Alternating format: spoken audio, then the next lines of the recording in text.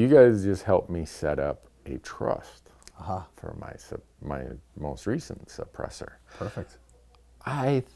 So I'm a CPA. I'm the trustee of quite a few trusts, and I'm thinking, boy, I know what it takes to set up a trust. This seems really complicated. Why would I do that just for a suppressor? I had no idea you guys made it that simple. Yeah, absolutely.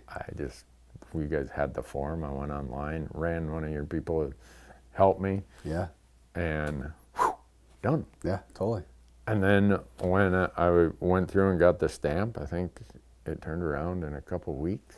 Yeah. And problem solved. No, true. So I, interestingly enough, last week we had a meeting with Doge from the government, and we were referred to them by the ATF because we're the biggest user of the ATF e-forms. Yeah. And they're expecting the e-form usage to be astronomical come January. So they were asking us for feedback on how they can improve it and prepare for it.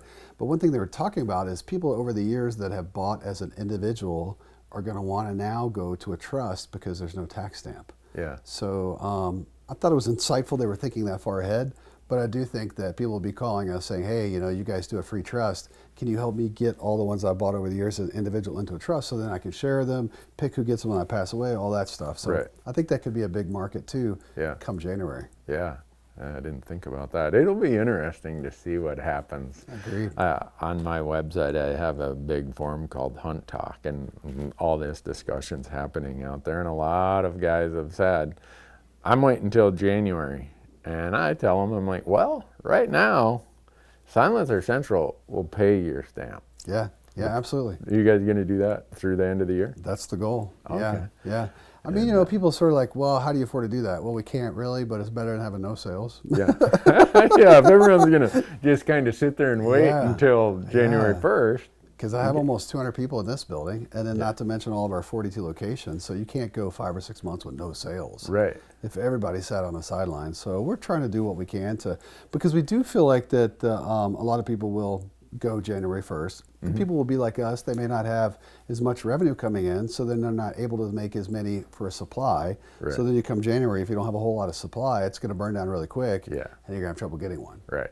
Yeah. So now it's going to be the same price because we'll pay the tax stamp, but then also it'll be quicker because there won't be as many people in the system trying to at the same time. Yeah, it kind of like going to be rush hour traffic on 100%. January 1st. Yes, totally, 100%. What normally should take a 10-minute drive is going to take you 2 hours. Yeah, totally. But even worse, as someone who has an FFL going on, they have made a lot of progress in how it's done electronically. Yeah, it's impressive. I'll give them credit there.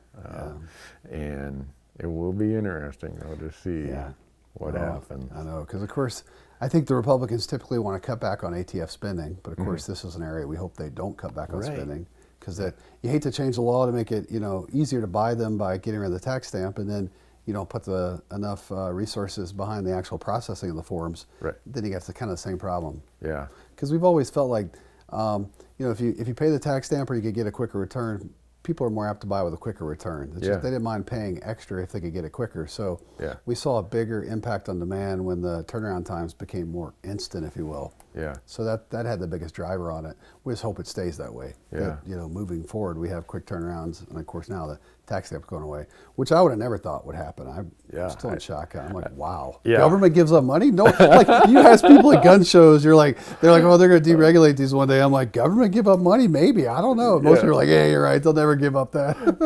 Well, as a CPA who's been back to D.C. lobbying on tax legislation before, yeah, you're right. Nobody wants to give up revenue because... Got to find it somewhere else. Yeah. Totally. And so when this got floated that the $200 fee was going to go away as part of this bill, I'm like, good luck with that. Yeah. And totally. You guys pulled it off. Yeah, totally. So, totally. Well, that's good. I'm always trying to look forward, like what's just over the horizon or the next horizon. You got any thoughts or ideas of where things are going? So far as the market itself? The market, but the regulation. Regulations. Because a lot of people are like, well, we just need to fire the parliamentarian because they didn't allow a policy change in a budget bill. Well, their job is to make sure there's a distinction between budget, which the $200 stamp is, it affects the budget, versus policy, which there's a full-on change of some Yeah. government regulation. Right. And so it's always harder to change regulation. Yeah. Because totally. And of course, you know, Thune came out before this started saying we're not going to fire the parliamentarian. Yeah. Because if you think ahead, what you don't want is the Democrats to be in power. And then they do the same. Oh, 100%. Right. So if you set the precedent, it's over. And Yeah. then anything's fair game because Right. it doesn't have to be regulatory. Yeah, I mean, then they could say the tax stamp is 5,000 and we're not going to put any agents in there to process them, so you're not going to sell anything. You know, you're not going to have access to anything. Right. Yeah, from a regulatory standpoint, you know, typically when we run a sale where we take the tax stamp away during a regular season, we see like maybe a 3x increase. Okay. So for like projections, we're thinking, you know, maybe 2.5, 3x as far as what we've done in the past. Mm-hmm. I think you'll probably see more people enter the market, manufacturers, maybe. Mm-hmm. I think you'll see the manufacturers currently out there are typically smaller. I don't know if they're going to be able to handle the demand, so they're going to be out of stuff quickly. I think that you may see less innovation because everyone's focused on just making what they already have. Right.